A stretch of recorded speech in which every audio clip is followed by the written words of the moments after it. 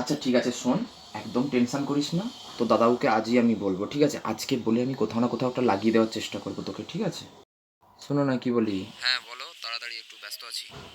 সেজো মাসির ছেলে কল করছিল, তুমি একটু দেখো না তোমাদের কোম্পানিতে যদি হয়। আচ্ছা আচ্ছা, ঠিক আছে। বড়দা আজকে আবার ফোন করেছিল, কি বললোটা কি? খুব মন খারাপ। তুমি দেখো না তোমার কোম্পানিতে যদি হয়, এখন পুরো ভ্যালভ্যাল করে ঘুরছে, ঠিক আছে ঠিক আছে, আমি দেখছি দেখছি কি করা নিজেরই যায়। খারাপ লাগছে। আরে কি হয়েছে এটা তো বলো। না, তোমাকে আমি কতবার বলছি যে আমার দিদিমা ভালো পান সাজাতে পারে।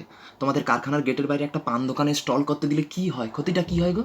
হ্যাঁ, সে মানুষটা তো করে খাবে। সে ঠিক আছে, তাহলে আর আমার শুনেছি ভাইটা তো। প্রাপ্তবয়স্ক হয়ে গেছে, তাও দেখো বাইরে হোডোডো করে ঘুরছে। তোমাকে কতবার বললাম তোমার কোম্পানিতে কাজে লাগাও, তুমি লাগিয়েছো? লাগাওনি। লাগাবে কেন? তোমার বোনের ছেলেপুলেদেরকে লাগাবে। সেই আবার তোমার উল্টা কথা, হ্যাঁ? সব হবে, আমি আছি তো, কেন তুমি এত টেনশন করছো বলো তো? তুমি শোনো, তোমার বাপের বাড়ি একটা লিস্ট তৈরি করো, যোগ্য অযোগ্যর, ঠিক আছে? সবাইকে আমি বাবার তো হাতে চোট লেগেছে, বাবা আর কাজ বাজ করতে পারবে না। তো বাবার জন্য তোমাদের কোম্পানিতে একটা সিকিউরিটির চাকরি দেখো না। এই কাকে বলছো তুমি সিভি জমা দিতে? কখন? এই তো এক্ষুনি আমি না না, শুনলাম। কখন বলো তো? তোমাদের কোম্পানিতে লোক লাগবে না? হ্যাঁ, ওই নিবে। দাঁড়াও দাঁড়াও দাঁড়াও, আমার হাতে আছে। শোনো না, তোমাদের কোম্পানিতে কোথায় গেটের ধারে ঘাস ছিঁড়ার জন্য লোক লাগবে যে। হ্যাঁ গো। কে, তুমি করবে? হ্যাঁ, তো আমি হ্যাঁ? করলে ক্ষতি কোথায়? সেই তো দুটো পয়সা ঘরে আসবে।